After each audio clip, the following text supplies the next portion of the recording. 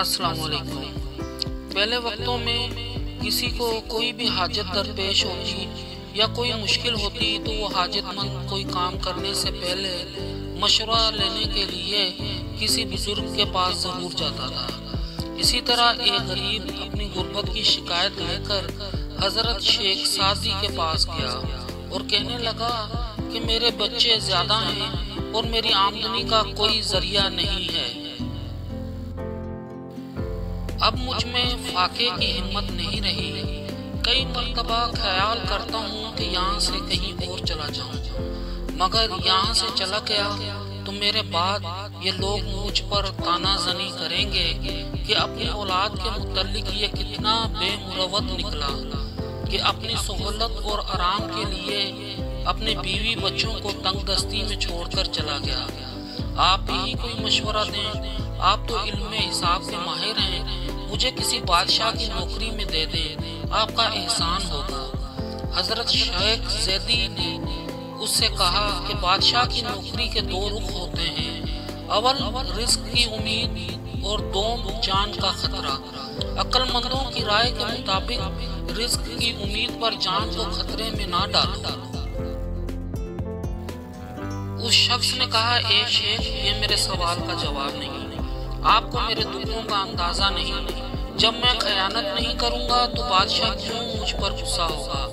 تو حضرت شیخ سعدی نے اسے ایک لومڑی کا قصہ بیان کیا کہ ایک لومڑی کو بھاگتے دیکھ کر لوگوں نے پوچھا کہ تجھے کیا مصیبت آن پڑی کہ تو اتنا دوڑ رہی ہے؟ تو اس نے کہا، میں نے سنا ہے کہ شیر کو بغار میں پکڑ رہے ہیں۔ لوگوں نے کہا کہ تیری شیر سے کیا نسبت؟ لومڑی نے کہا کہ چپ رہو، اگر حاسدوں نے دشمنی میں کہہ دیا کہ یہ شیر کا بچہ ہے تو پھر میرا کیا بنے گا اور مجھے کون چھڑائے گا؟ اے دوست، بے شک تو دیانت داری کے ساتھ کام کرے، مگر ان حاسدوں کا کیا جو بادشاہ کے سامنے تیری جھوٹی شکایت کریں گے؟ تیرے حق میں کوئی بولنے والا نہ ہوگا، لہٰذا تیرے لیے بہتر ہے کہ تو رکھی سکھی کھا کر گزارا کر، بادشاہ کی ملازمت کا خیال دل سے نکال۔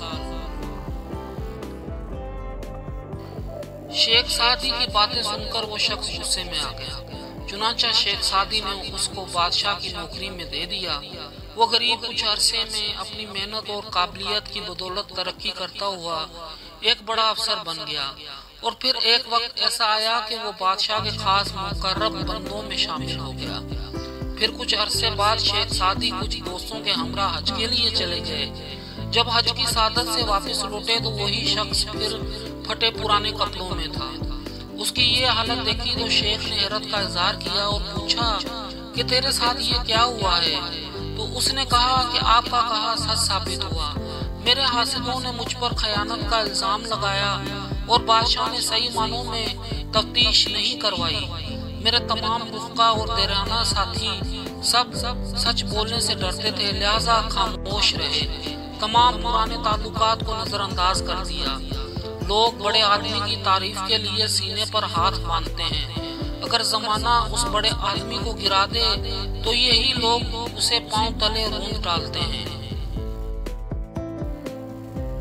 حضرت شیخ سعدی نے اسے کہا کہ تو نے میرا مشورہ نہ مانا، اور میں نے تجھ سے نہیں کہا تھا کہ بادشاہوں کی نوکری دریا میں رہنے کے مترادف ہے جس میں بڑا خطرہ ہے، اور میرے کان میں نصیحت کی بات نہیں پہنچتی؟ تو کیا تو جانتا نہیں کہ میرے پاؤں میں بیڑیاں پڑ سکتی ہیں؟ اگر تجھ میں دوسری مرتبہ ڈنگ کھانے کی سخت نہیں ہے تو بچھو کے بل میں کیوں انگلی ڈالتا ہے؟ نصیحت ضرور نفع دیتی ہے۔ دانا شخص اپنے تجربے اور علم کی بدولت تمہیں کوئی نصیحت کرتا ہے، جبکہ بیوقوف شخص اپنے ناتجربہ کاری اور کم علمی کے باعث سراسر نقصان اٹھاتا ہے۔